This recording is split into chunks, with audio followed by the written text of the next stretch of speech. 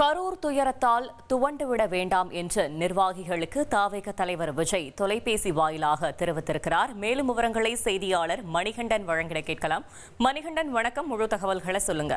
இதுவரையில தமிழக வெற்றிக் கழக மாவட்ட செயலாளர்களுக்கு அழைப்போ அல்லது எந்தவித அறிவுறுத்தலாக இருந்தாலும் சரி, பொதுச் செயலாளர் ஆனந்தின் மூலமாகவே விடுக்கப்பட்டு வந்தது. முக்கிய அறிவிப்புகளுமே கூட பொதுச் செயலாளர் தலைமையிலான குழுவில் தான் வெளியிடப்படும். ஆனால் முதல் முறையாக இந்த கரூர் துயர சம்பவத்துக்கு பிறகாக கட்சியுடைய தலைவர் விஜய் நேரடியாக முக்கிய நிர்வாகிகள், மாவட்ட செயலாளர்களை வாட்ஸ்அப் கால் மூலமாக அழைத்து மிக முக்கிய அறிவுரைகளை வழங்கியிருக்கிறார்.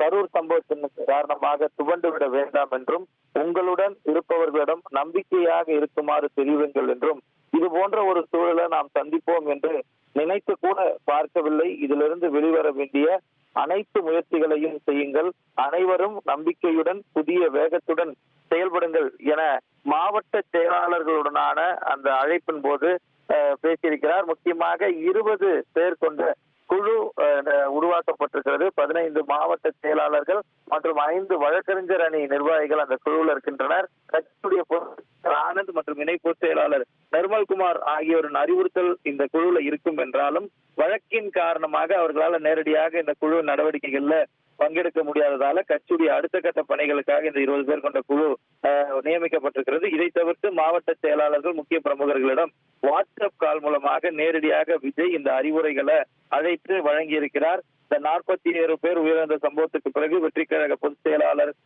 தலைமறைவாக இருக்கிறார். அவர் மீது வழக்கு பதிவு செய்து காவல்துறையினர் தேடி வரும் நிலையில இந்த நடவடிக்கைகள் எடுக்கப்பட்டு வருகிறது.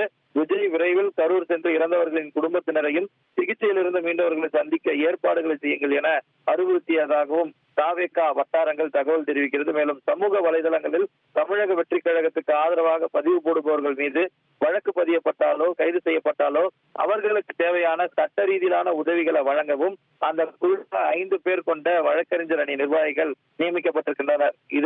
இந்த நிலையில வழக்கமாக மாவட்ட செயலாளர்கள் மத்தியில மட்டுமே அறிவுறுத்தல்களை பொதுச் செயலாளர் மட்டுமே வழங்கி இருந்த நிலையில தாவேகா தலைவர் விஜய் நேரடியாக அழைத்து அவர்களுக்கான அறிவுரைகளை வழங்கியிருப்பது மாவட்ட செயலாளர்கள் நடவடிக்கைகள்ல சுறுசுறுப்பை ஏற்படுத்தி இருக்கிறது.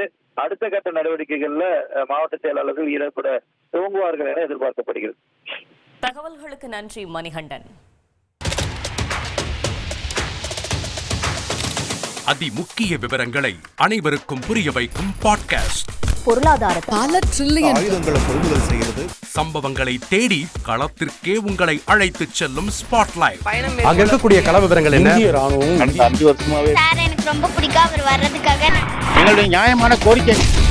Even at the cost of stopping. பார்வையாளர்களையும் செய்திக்குள் பங்கெடுக்கச் செய்யும் மக்கள் குரல். 50 ரூபாய் எங்களுக்கு தண்ணிக்கு ஒரு தீர்வே இல்லங்க. 10 வருஷமா எங்களுக்கு சரியான ஒரு விடிவு கிடைக்கவில்லை. 60,000 ஏக்கருக்கு தான் கேட்கிறோம், பிச்சை கேட்கறாங்க. புத்தம் புதிதாக, வித்தியாசமாக. சில இடங்கள்ல பாகிஸ்தான்லயே பாராட்ட வேண்டாம், ஆனால் அதற்கு கொச்சைப்படுத்த வேண்டாம் என்று நான் கேட்டுக்கொள்கிறேன். மதத்தால் இனத்தால் மக்களை எப்படியெல்லாம் பிளவுபடுத்த முடியுமோ அந்த பிளவிற்குண்டான ஆயுதமாக இந்த மாநாட்டை அவர்கள் பயன்படுத்த நினைக்கின்றார்கள். அரசியலிலிருந்து சினிமா தனித்து இயங்க முடியாது. அனைத்தும் உங்களுக்காக.